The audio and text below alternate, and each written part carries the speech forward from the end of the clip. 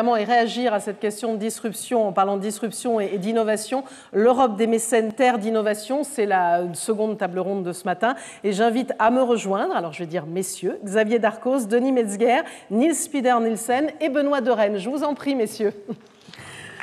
Alors, juste pour servir d'introduction pendant que vous vous installez, messieurs, bonjour à vous, merci d'être ici. Nous connaissons, finalement, on le voit parfois souvent mieux, ce qui se fait, je vous en prie, installez-vous, vous le souhaitez, ce qui se fait, bonjour monsieur, ce qui se fait parfois outre-Atlantique, voilà, c'est bien, voilà, merci, on s'installe.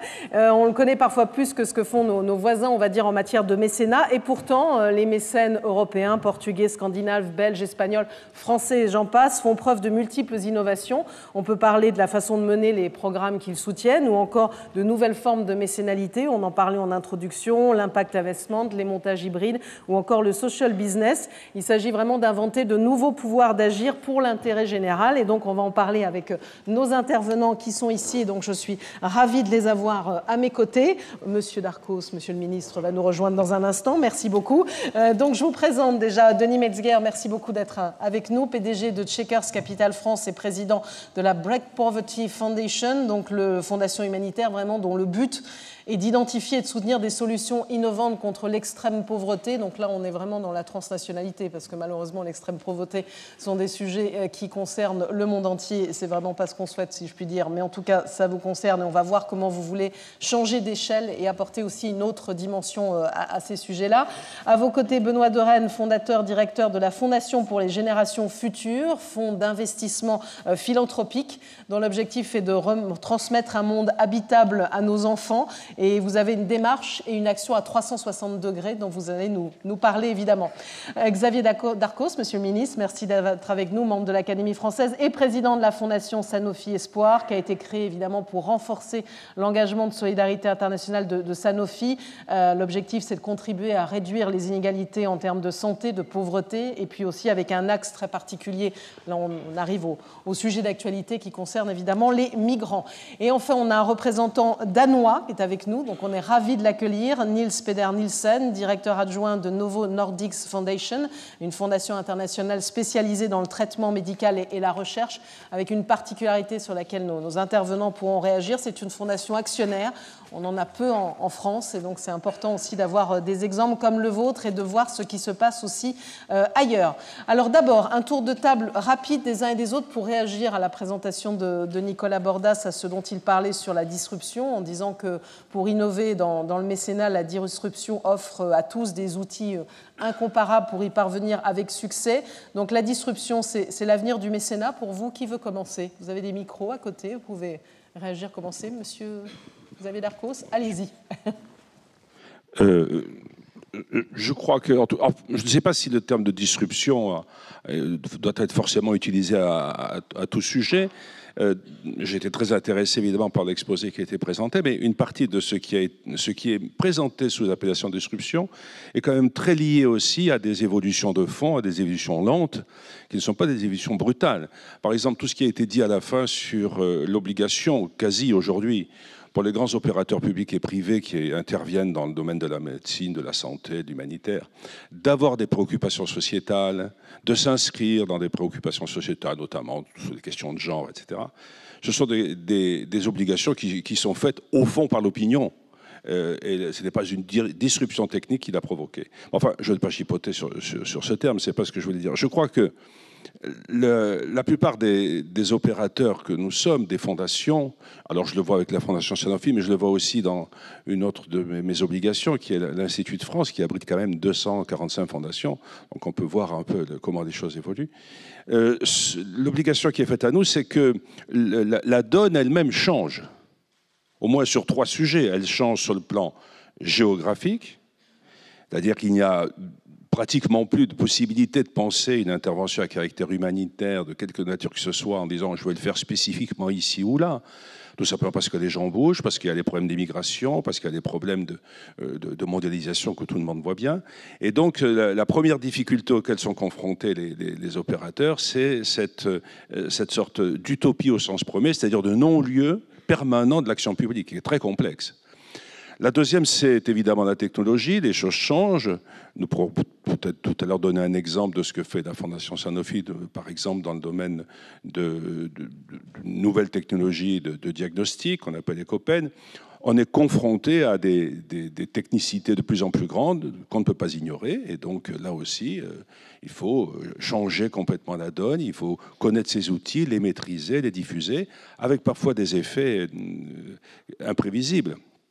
Lorsqu'on intervient brutalement dans un pays avec des technologies nouvelles, c'était le cas pour les chaussures en Éthiopie, je le signale d'ailleurs, ça a des conséquences ensuite très grandes sur l'organisation de la société tout entière d'ailleurs.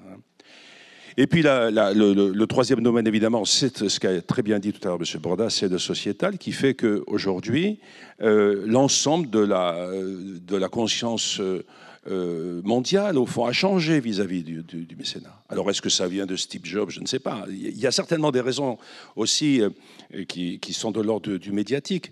Mais il n'empêche, tout le monde, au fond, considère qu'il a quelque chose à faire dans le domaine de l'intervention pour autrui. Et donc, c'est ce changement global d'environnement qui conduit, bon gré, mal gré, les mécènes à changer. Voilà, je ne veux pas être plus long. J'ajouterai qu'ensuite se posent des problèmes d'harmonisation sur lesquels nous reviendrons, européens ou mondiaux, qui ne sont pas seulement techniques, qui sont aussi fiscaux, administratifs, réglementaires, que sais-je. Enfin, la donne globale, indépendamment de la volonté propre du fondateur et des mécènes, la donne globale a changé extrêmement rapidement. Alors, Denis Metzger, même question sur la disruption, ce qui permet aussi d'ouvrir sur ce que vous faites, vous, à travers votre fondation. Je préfère une bonne question comme ça qu'un coup de bâton. J'attendais un coup de bâton, mais... personnellement, je vois trois évolutions disruptives, si ça peut exister, ou trois révolutions qui sont en train d'apparaître et que nous vivons au quotidien. La première, c'est la révolution de la recherche de l'impact.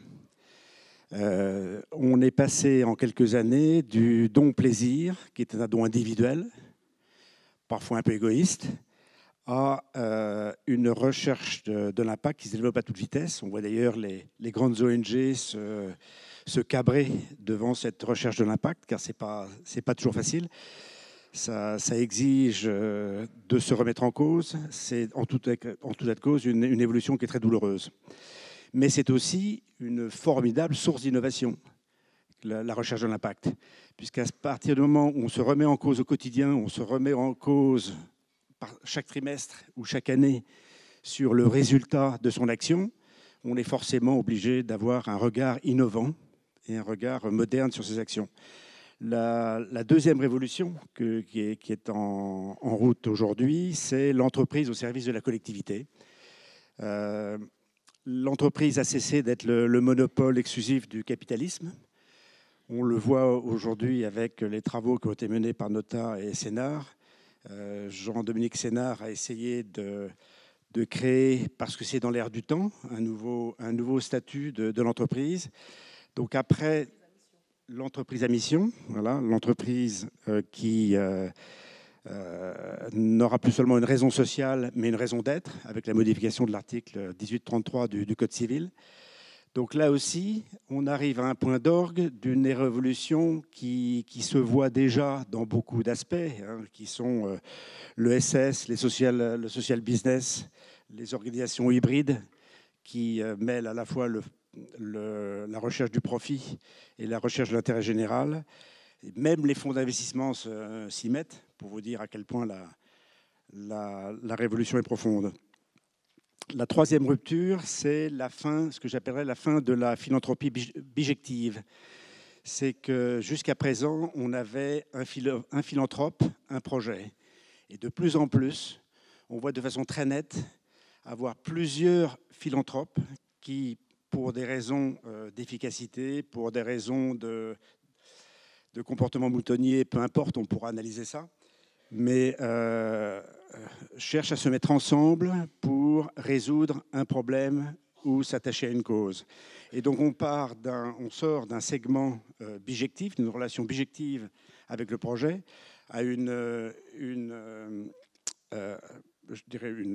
forme en étoile où plusieurs acteurs viennent jouer en synergie sur un projet. Alors Benoît de Rennes, je vais vous faire réagir, commenter de la même façon sur globalement cette question de disruption et ces nouveaux modèles, notamment d'action hybride que vous appliquez. Je crois qu'on n'entend plus. Ah oui.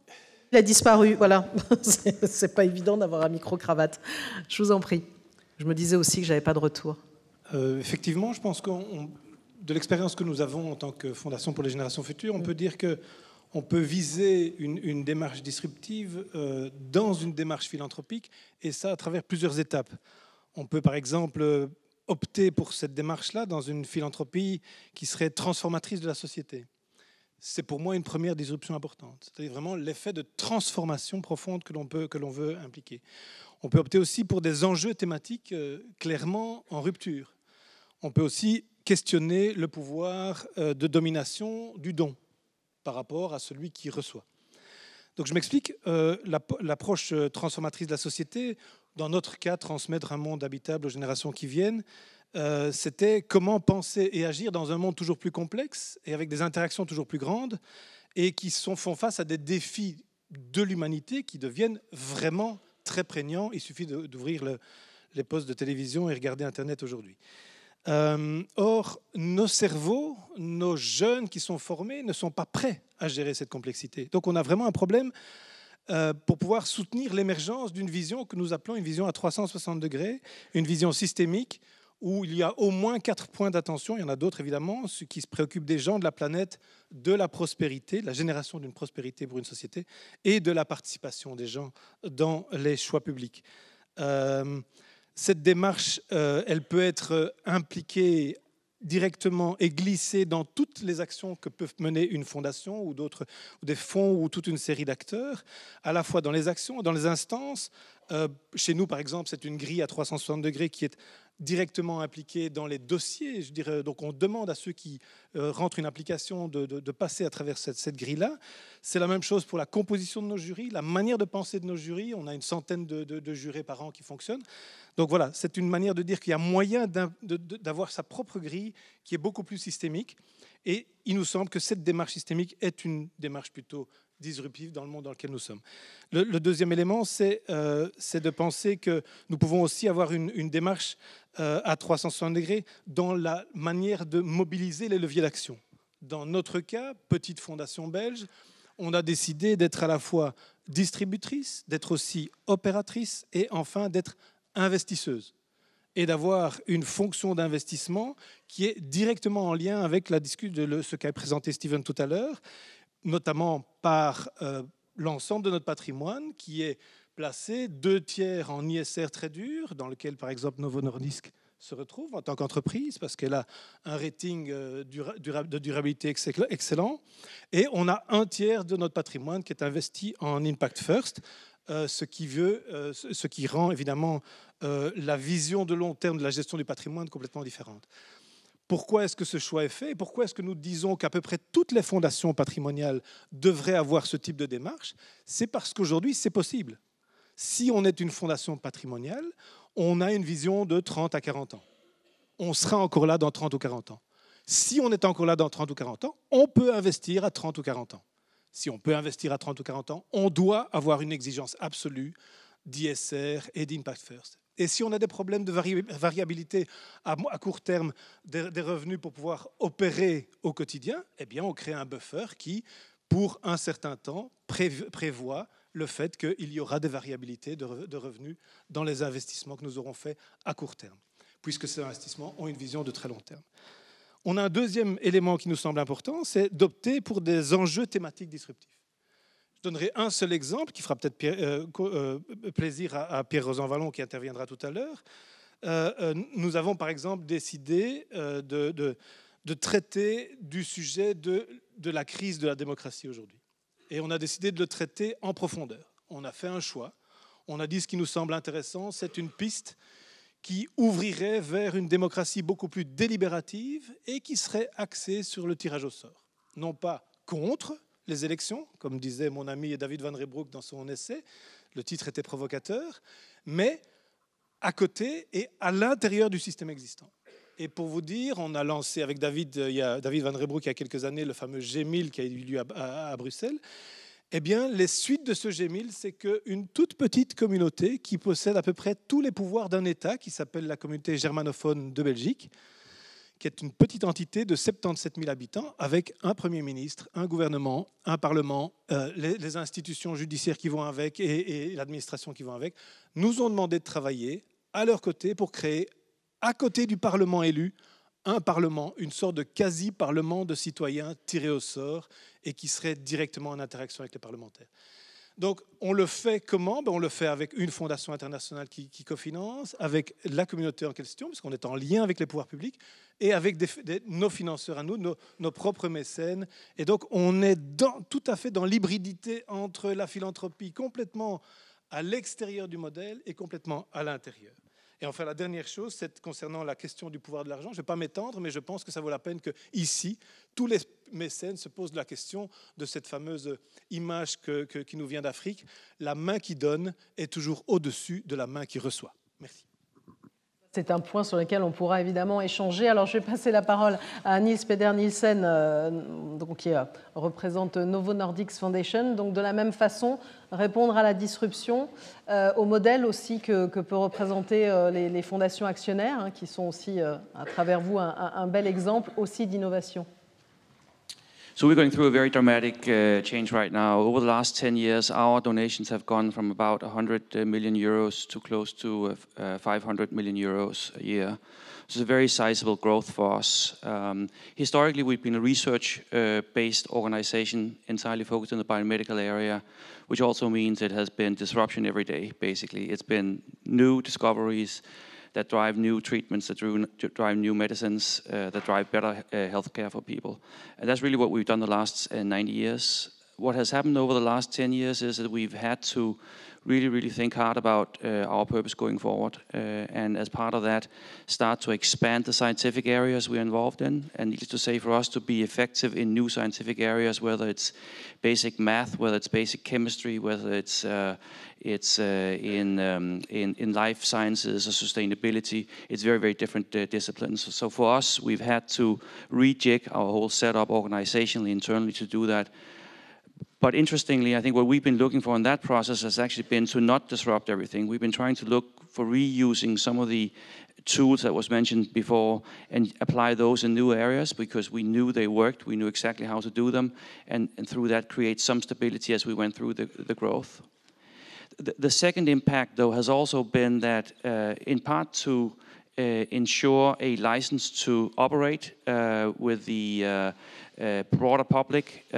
We've also started to see the value and the importance of expanding our social activities in education, in social causes, in a more broad way, specifically focused around youth and children, as a way of really being active in building the pipeline of scientific talent as well. Also, we've gone into clinical care with diabetes patients in a much bigger way. And that has brought us into a completely new territory, a territory where we need to work with the national governments, the regional government, in public to private partnerships. And over the last couple of years, we've signed an agreement with all the 5 Danish regions to donate the equivalent of €1 billion over the next 10 years to improve the conditions and prevent diabetes too in Denmark. And that has been a very different, very risky way of operating for us compared to what we've been doing in the past. Another example has been we've gone into impact investing that was mentioned earlier, specifically in the antibiotics field, where we set up a fund that will fund phase 1 companies in the antibiotic area. Antibiotics is a huge issue, as many of you probably know. About 700,000 people die of that every year, 60,000 babies in India alone. The issue is it is not well handled by the big pharma companies. It's not a profitable model to develop it. There's huge risks involved in it commercially, but also technically. And through our impact investments, our repair fund, we're trying to find new ways of also going into some of the medical fields we haven't been active in the past. So I think it's really, in many ways, it's putting us into new territory in many dimensions. And I think probably one of the most important implications for that for us is that 10 years ago we were 3 employees, we had 3 committees. Now we have 90 employees and we have 20 committees, the scientific committees. And that to us is a completely different set of talents, it's a completely different set of profiles of people that we need to get in, which is a very exciting journey. We just spent 2 years with the whole staff yesterday talking about that journey and how do we reject, but it's a very different set of capabilities that's required also in the inside. And I think to some extent, I don't think it's going to be the lack of ideas. It's not going to be the lack of issues. To some extent, it's not going to be the lack of money. As was saying before, I think one of the biggest bottlenecks we'll find is actually talent that's capable of doing that in the right way with the high ambitions we have of impact. Alors, vous avez besoin de talent et la spécificité quand même des fondations actionnaires aussi, le rôle qu'elles ont à jouer. En particulier, on parle de disruption aussi. Là, vous êtes un modèle dans le genre. Comment vous les définiriez? Qu'est-ce qui fait que ça fait bouger aussi particulièrement les lignes? Et je crois que Benoît de Rennes aussi voudra réagir à cet aspect actionnariat dans les entreprises. Je vous en prie. Yeah, so our construct is a bit unusual in the European context. Essentially, we are a foundation that is a philanthropic and a commercial foundation. So we own the majority of Novo Nordisk AES and Novozymes AES. We also have about 100 other healthcare investments in addition to that. Our total endowment is about 50 billion euros. So we both have a commercial objective that we need to fulfill as part of our bylaws, and then we also have the philanthropic purpose. Money can only flow one way, which is good. So money will flow up to the foundation, which means we can spend money. It cannot flow the other way, mostly because of taxation reasons. It means that we, under that construct, do a lot of soul searching, and we actually have some real issues in terms of being able to do whatever we want. So European activities, for instance, is kind of difficult for us. We have a center of gravity, which is Denmark, then the Nordics. We can do international things, but it puts some limitations on what we can do simply from the sort of the original construct of it. Also, we cannot do research through our donations that are specifically aimed at furthering the causes of Novo Nordisk and Novozymes. We can work in the periphery, but we cannot work directly in that area, which means we need to find other causes. But first and foremost, of course, it gives us access to a good level of money, which is a privilege. Benoît de Rennes, vous voulez réagir sur cet aspect-là? Pas particulièrement, parce que c'est un modèle qui est très lié à un certain nombre de pays. Effectivement, on est très en lien avec la fondation Velux, qui est aussi une fondation danoise, avec certaines fondations allemandes qui possèdent un certain nombre d'industries et d'entreprises de long terme, des fondations anglaises comme le Joseph Rowntree Charitable Trust et la fondation Joseph Rowntree, qui étaient au départ des fondations qui étaient liées à la capitalisation des entreprises. En tout cas, c'est un modèle qui est regardé avec beaucoup d'attention parce qu'il interroge le modèle de la privatisation de l'entreprise au sens premier du terme, c'est-à-dire de l'actionnariat. Et donc, ça donne aussi une perspective, alors il ne faut pas idéaliser totalement, mais enfin, ça donne quand même une perspective de très long terme à l'actionnariat. Et c'est notamment, le vrai questionnement se pose dans la question de l'actionnariat familial.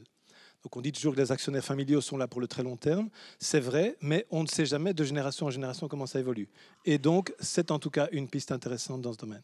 Alors, Xavier Darcos et Denis Metzeger, si vous voulez réagir évidemment sur ce point-là, mais on va avancer sur la question aussi de la disruption, en savoir un peu plus, notamment M. Darcos, sur ce que fait la Fondation Sanofi Espoir, avec un positionnement sur une cause aussi dont on parlait quand même, celle des réfugiés aussi, parce qu'apparemment, on parlait finalement avec Benoît de Rennes aussi de thématiques disruptives. On ne va pas dire que c'est disruptif, mais en tout cas, c'est un sujet majeur.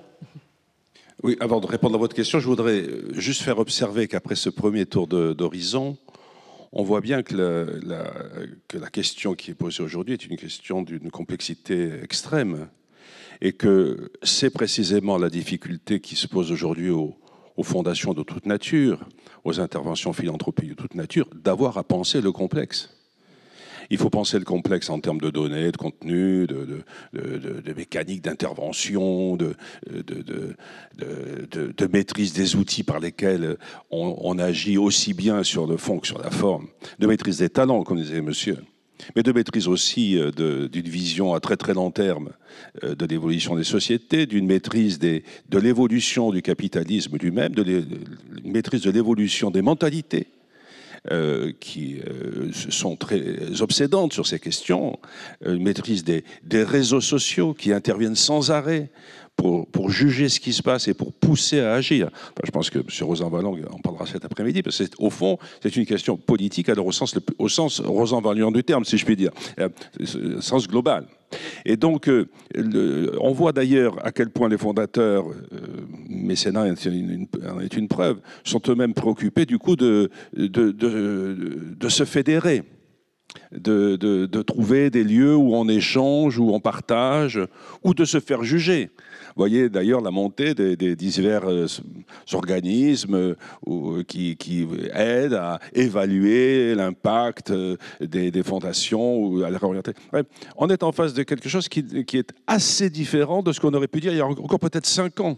Je crois. Hein. Il faut penser le complexe, ce n'est pas donné pour tout le monde. Et je le répète, je le vois avec d'autres fondations non médicales et dans des domaines les plus variés qui sont abrités à l'Institut de France, où cette question se pose beaucoup, par exemple, à des fondations familiales qui avaient leur habitude, leur tradition et qui se trouvent confrontés à des nouvelles donnes, des nouvelles exigences qui rendent extrêmement difficile. Ça devient presque un métier, si je puis dire. Ça exige en tous les cas une très grande professionnalisation. Excusez-moi de cette parenthèse. Alors, pour ce qui est de la Fondation Sanofi, pour ce qui est de la disruption, puisque ce terme semble être celui qui domine cette discussion, il y a 2 aspects principaux. D'une part, comme beaucoup d'ailleurs d'intervenants, puisque nous intervenons dans le domaine du médical, ou en tous les cas de ce qui tourne autour du médical, de l'intervention à caractère biomédical, notre premier souci, c'est évidemment de trouver des nouveaux outils utiles. Et en particulier, nous soutenons un projet d'un écho-stéthoscope, d'un dispositif miniaturisé qui permet de faire des échographies très très rapides avec un appareil qui est grand comme un téléphone portable et qui permet d'avoir des diagnostics, des télédiagnostics dans des endroits où la dispersion du réseau médical ou du réseau des lieux d'accueil de santé est telle que l'isolement des personnes est très grand. En visant toujours ce qui est une des thématiques principales de la Fondation depuis l'origine, en visant surtout la santé médicale des mamans, la grossesse et l'accompagnement de la naissance, le monde néonatal.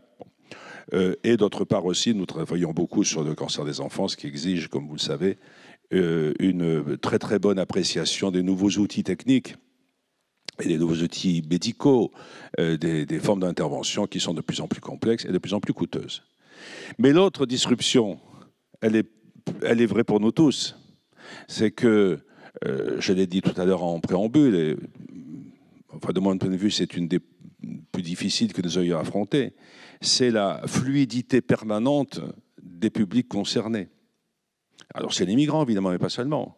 C'est le fait que l'intervention telle qu'elle a été conçue jusqu'à la seconde partie du XXe siècle était de dire « je choisis un lieu où j'interviens, j'installe un dispensaire, j'installe un réseau, je vais chercher des gens, je m'occupe d'eux. » Bon. Très bien, ça peut continuer. Mais évidemment, ça ne marche plus du tout, puisque l'ensemble de ces populations bougent. L'ensemble de ces populations a recours à des intervenants divers, parce que des gens arrivent de très loin. C'est particulièrement vrai en Afrique de l'Ouest avec les églises évangélistes américaines, ou c'est vrai d'intervenants chinois, y compris dans des pays où les droits de l'homme ne sont pas respectés, question qui mériterait d'être traitée d'ailleurs. Et donc, non seulement il y a une mobilité constante des publics, il y a des pressions de la guerre, de la famine, des traits de toute nature qui les font bouger. Mais en plus, il y a des gens qui interviennent, pas seulement pour des raisons de strict intérêt médical.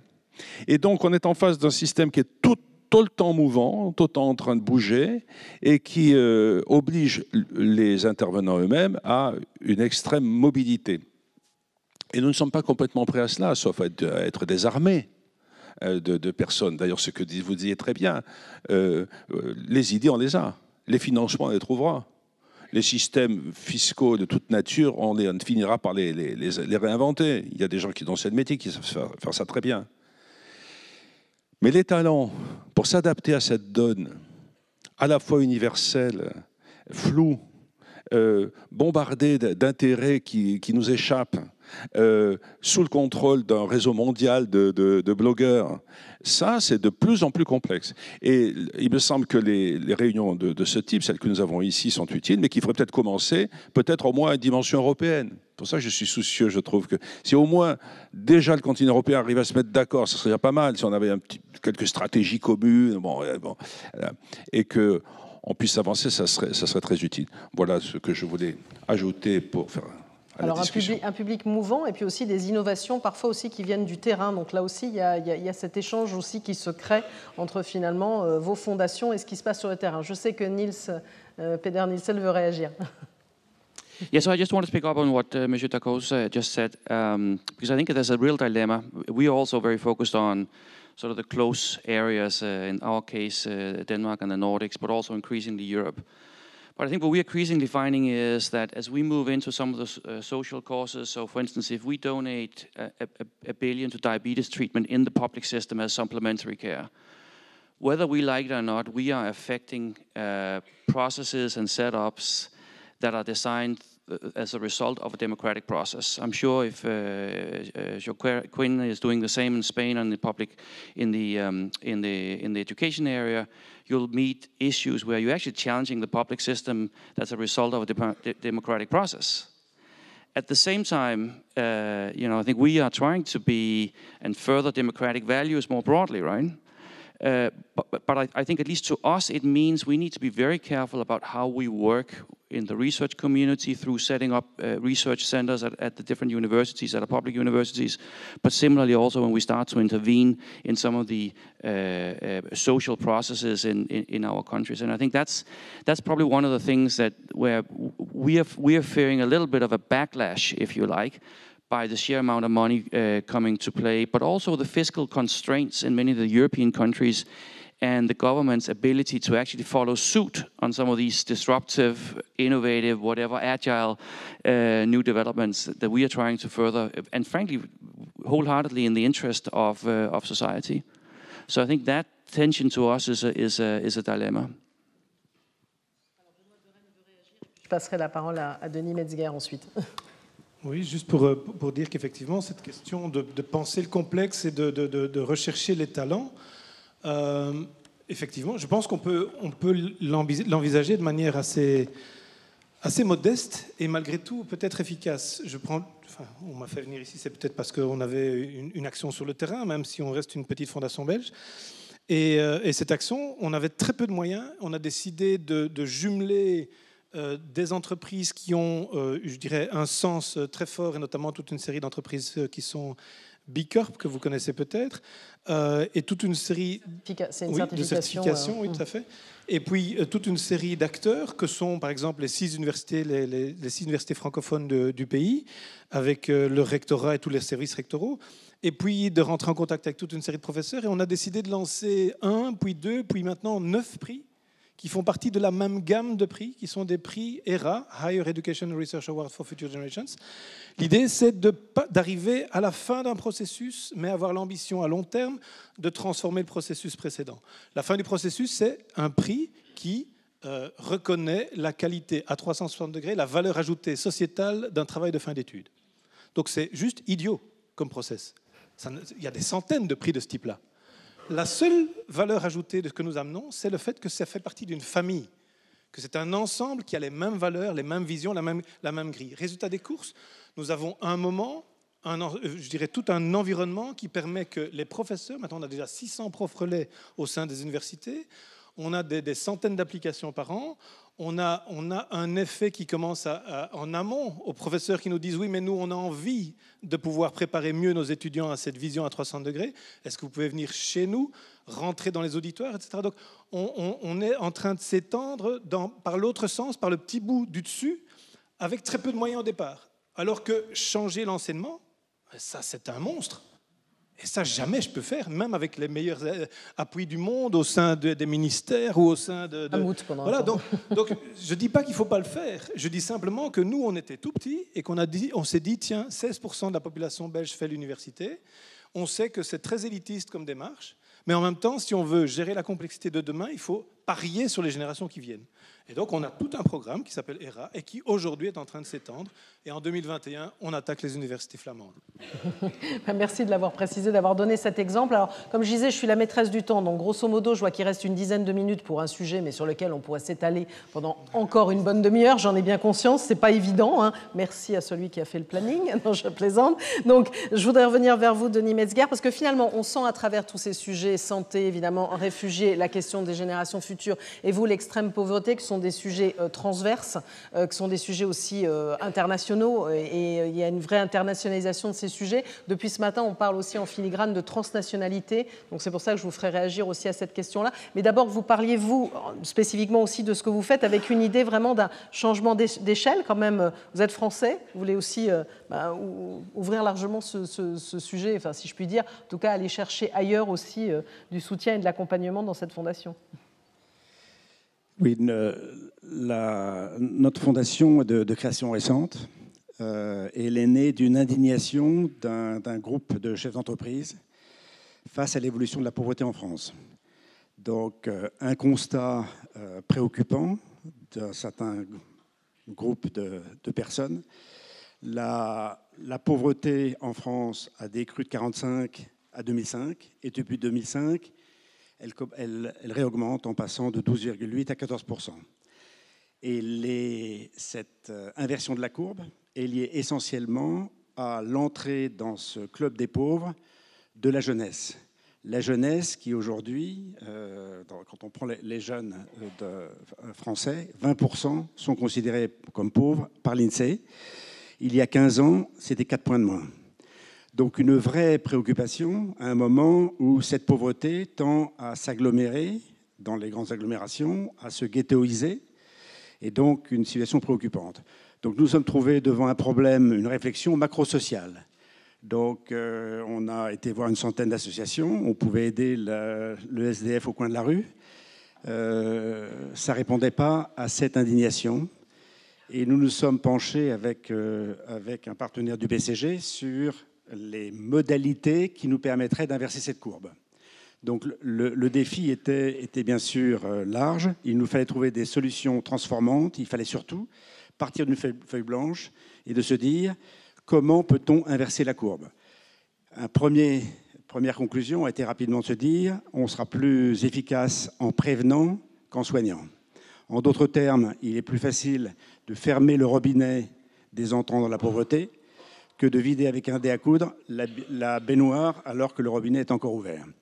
Donc une réflexion transformante sur la causalité, quelles sont les causes et quelles doivent être les solutions portées. Rapidement, nous sommes aperçus que si on veut travailler sur la jeunesse qui est exclue de l'emploi, on ne pourrait pas réussir sans impliquer les entreprises. Les pouvoirs publics en France ne pourront pas réussir sans une mobilisation générale du monde de l'emploi et du monde de l'entreprise qui doit faire le pont entre ces exclus les plus vulnérables qui n'ont pas d'accès pour des raisons que l'on peut expliciter au monde de l'emploi. Et il fallait donc trouver une solution pour rapprocher cette jeunesse vulnérable du monde de l'entreprise, du monde du travail de façon plus générale. Là aussi, ce n'était pas simple. Et le premier outil que nous avons mis en place, que nous avons développé, c'est le concept d'une dotation d'action territoriale.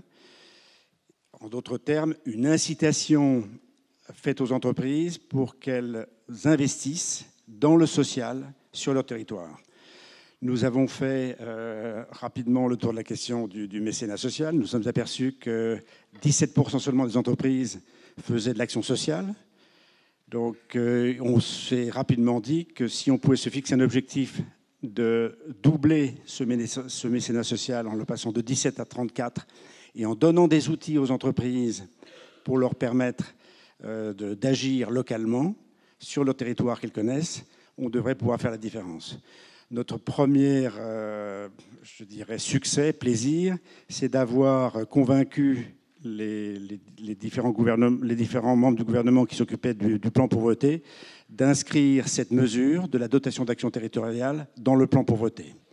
Donc nous avons aujourd'hui des territoires démonstrateurs qui vont s'emparer de cette idée afin de rapprocher le monde associatif, le monde de l'entreprise et le monde des élus pour qu'ensemble, au niveau du territoire, on puisse se donner des objectifs que l'on aura définis localement et avec des actions que l'on aura également définies localement et qui ont été dressées dans le plan en pauvreté, qui sont le soutien à la petite enfance, l'échec scolaire, l'accès au premier emploi et le soutien à la parentalité, ou de façon plus précise, le soutien aux mères.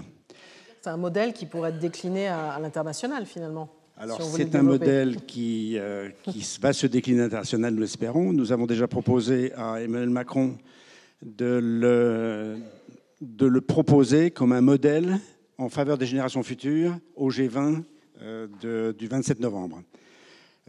Entre-temps, il faudra probablement qu'on passe par voie législative, à la fois en France et au Parlement européen. Alors, je vais vous faire tous réagir. Et puis, globalement, sur cette question, on voit un modèle qui peut, on le souhaite, être dupliqué sur comment on peut faire pour agir de façon transnationale, à un niveau transnational aussi sur ces sujets-là. Je vais vous poser aussi les questions Justement, à tous les pour trois. dire Vous pouvez à quel réagir. point j'approuve ce que vient de dire M. Metzger et l'action qui est conduite. Nous avons nous-mêmes organisé au mois de juin, dans le cadre de la Fondation Sanofi, avec tous nos partenaires, un colloque sur cette question que nous avons appelé la chaîne des vulnérabilités, l'itinéraire des vulnérabilités, parce qu'en fait, là encore une fois, vous ne pouvez pas traiter une question de manière sectorisée. La question de la pauvreté, elle est en effet scolaire, elle est médicale, elle est familiale, elle est sociale, elle est politique, elle est transgénérationnelle, que sais-je. Et donc, vous ne pouvez pas traiter le sujet par compartiment. Donc, l'approche que présente M. Metzger, non seulement est évidemment bonne, mais je crois même que c'était la seule possible, en fait. Et donc, je voulais simplement dire à quel point je l'approuvais. Ce que nous voyons aujourd'hui de nouveau, en particulier avec les migrants, avec des gens qui connaissent mal les rouages des pays dans lesquels ils arrivent, c'est que les obstacles qui se présentent à eux, dans le domaine de la santé par exemple, ne sont pas seulement des problèmes médicaux, ce sont des problèmes administratifs, c'est des problèmes de langue, c'est des problèmes de logement, c'est des problèmes de solitude, c'est des problèmes d'exploitation par des plus puissants qu'eux, c'est des problèmes de violence qui leur sont faites. Et donc, au fond, la question globale de la vulnérabilité, M. Metzger dit pauvreté, mais bon, c'est quand même la forme la plus immédiate, la vulnérabilité, la pauvreté, c'est bien la forme la plus immédiate de la vulnérabilité. La question de la vulnérabilité doit être aujourd'hui vue de manière globale, de manière transversale, et il faudrait au fond avoir un observatoire de la vulnérabilité. Il faudrait créer un observatoire de la vulnérabilité où tous les acteurs les plus différents, depuis ceux qui font de l'initiation en langue française jusqu'à ceux qui aident à remplir des fiches, ceux qui s'occupent du logement social, tous ensemble devraient être... Alors là, on va retrouver la question des talents et surtout des bonnes volontés. Mais sinon, c'est impossible de traiter des choses en ayant chacun son petit quiché, si vous voulez. Ça ne marche plus, tout simplement. Voilà ce que je voulais simplement ajouter. Allez, 2 minutes pour M. de Rennes et 2 minutes pour M. Nielsen. Tout ce que vous souhaitez dire, transnationalité, tout ce sur quoi vous souhaitez réagir. Mais tout simplement, peut-être que même quand on est un tout petit acteur, comme nous par exemple, si on s'associe avec d'autres, on peut atteindre des objectifs inattendus. Je prendrai un exemple transnational, justement, où on a créé une sorte de centre de recherche et développement permanent.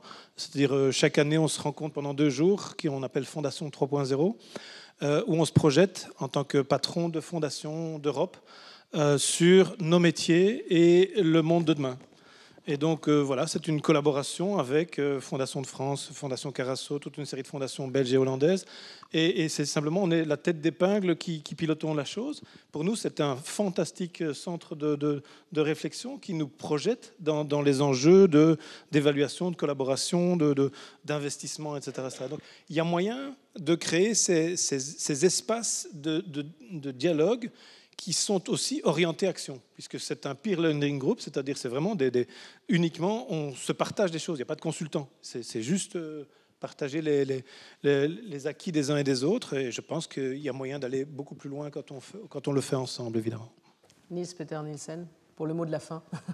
Yeah, no, I think that there's no doubt that we see a trend of increased cooperation between foundations in Europe. I think, as was said by one of the earlier speakers, the beginning of that needs to be the issue to be solved. I mean, it shouldn't be just because we want to cooperate or we want to internationalize. It needs to be rooted in the issue to be solved.